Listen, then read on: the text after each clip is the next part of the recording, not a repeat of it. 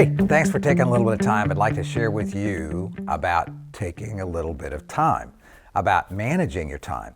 And if you apply some of the ideas that we have learned over the years, maybe from a couple of you, this will be a small change that will make a big difference right away in how you lead, manage, supervise, how you influence people. So if I were to be on a phone call with you or meet you somewhere, I might ask you, so how's your day? I might even ask you, how was your day yesterday? What I'm listening for is not a series of descriptions about events that happened, but how did you use your time? I'm always curious about, do you feel like as a steward of time that you're using your time wisely? And it really is largely up to you how you direct over a long period of time the use of your time. So think about how you spent your time today and how you spent your time yesterday, because you know what? It's not coming back.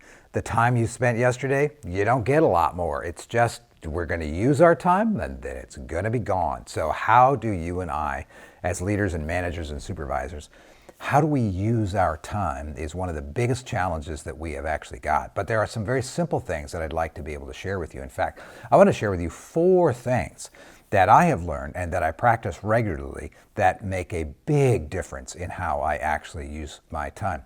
At the end, stick around, I want to give you a little bit of a bonus tip about what to do when things don't happen the way you had actually expected them to do. So time, as you know, is a non-renewable resource. Money is a renewable resource, and relationships are renewable resources, and opportunities are renewable resources. But time is not. Once we spend it, it's gone. You know that well, just as well as anybody else. Do you also know that you and I are responsible as stewards of our time to be constantly thinking about what really matters? And do we spend the time that we have been given on the things that really matter? You and I are surrounded by lots of voices telling us that this matters and that matters and this matters and that matters, when it's up to us to decide what actually matters. Did you spend your time in the last 24 hours on what really matters? That means you have to know what matters. And there's a lot of folks and a lot of influences around that'll tell you what matters. So you have to rely on that as a first step in being able to manage your time well. Do you know what really, really matters? Don't rely on other people's emotions to tell you what matters. People are spun up about something and it feels like it matters. It may not matter.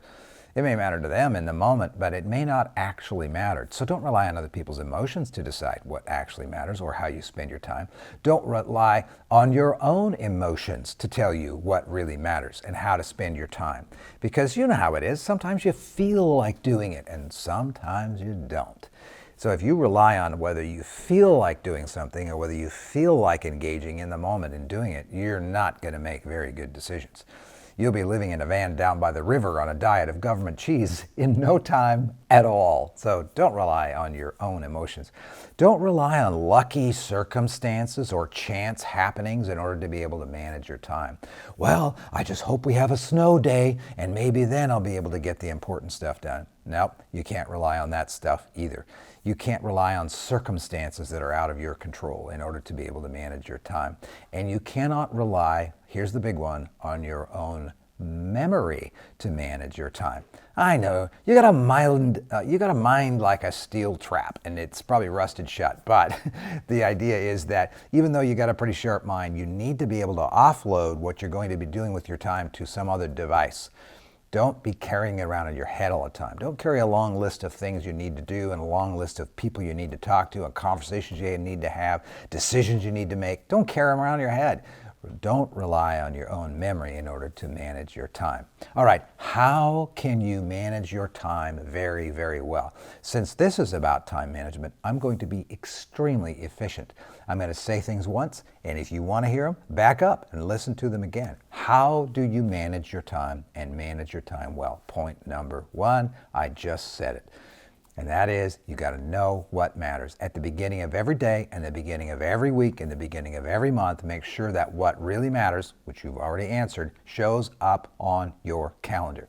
Here's point number 2. You've got to put it on a calendar that is one calendar. Now, this is not my calendar. I have a digital calendar, but let's let that represent your calendar. you are one person. You have 1 hour and another hour and another hour. You can't multitask. That's a myth. You can only do one thing at a time. There's only one you, so only have one calendar. Don't have multiple calendars and multiple to-do lists. One. Put everything that matters to you on your calendar, because if it's not in your calendar, it's not in your heart. In other words, it doesn't matter to you. You wish it mattered to you. You want to tell other people it matters to you. But if you're not actually spending willpower and time on it, it does not matter to you. One calendar, one person, put it in your calendar. All right? If you don't do that, it doesn't matter to you. You wish it mattered to you.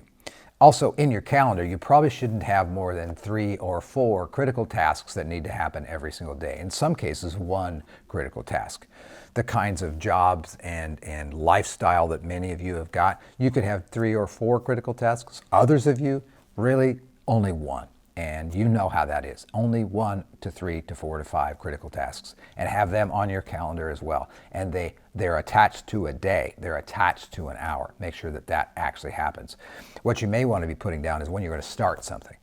You may want to be putting on your calendar when you're going to take the next step for something, or when you're going to finish it, and when you're going to celebrate it, because all those parts are very important. Make sure those are all in your calendar. All right, one calendar, not your calendar, it's not your heart. Here's the third idea: get real.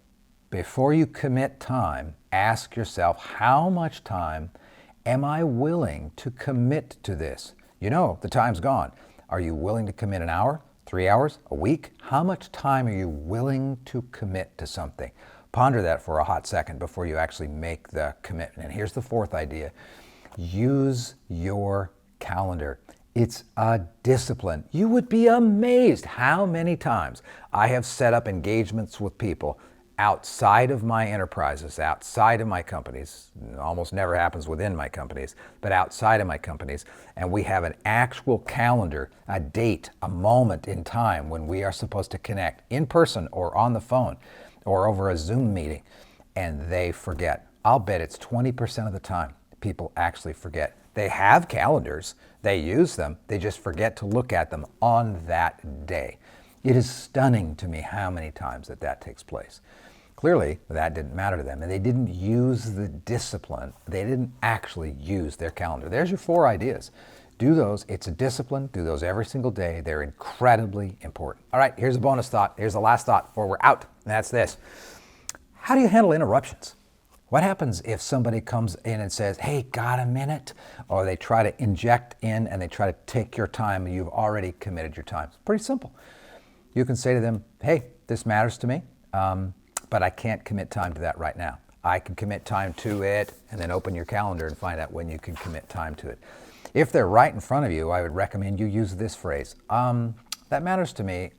I probably need to give it some time, but let me think about it. I'll get back to you. Don't make a time commitment with somebody unless you're absolutely sure you want to be committed to it when they're standing right in front of you or when they're on the phone with you. Say, let me think about that, and then make sure you get back to them within an hour. So you've made that decision without them emotionally pressuring you to use your time. Because if you don't take your time and use it about those things that are in your heart, those things that matter, there's plenty of people lined up that will use your time for things that matter to them and not to you. Or matter a little bit to you, but a lot to them, and they don't make that big of a difference. All right, if it's not in your calendar, it's not in your heart. You're responsible for your time. I would recommend that you start every day by looking at the calendar commitments you've made. Make sure they're fresh, make sure they're correct. I recommend you start every week. I do that on Sunday nights. I've mentioned that in other videos. Every Sunday night, look ahead. Is what matters to you on your calendar? If it's not, move stuff around, okay? And then at the beginning of every month. What really matters to you, you need to reach out in time and make sure it takes up real estate on your calendar, because if it's not in your calendar, it's not in your heart. You are a steward of your time. Manage it. Take care of it. If you don't, a bunch of other people will. Speaking of taking care of stuff, I'm going to finish the rest of this bourbon in your honor. Here's to you. Have a great day.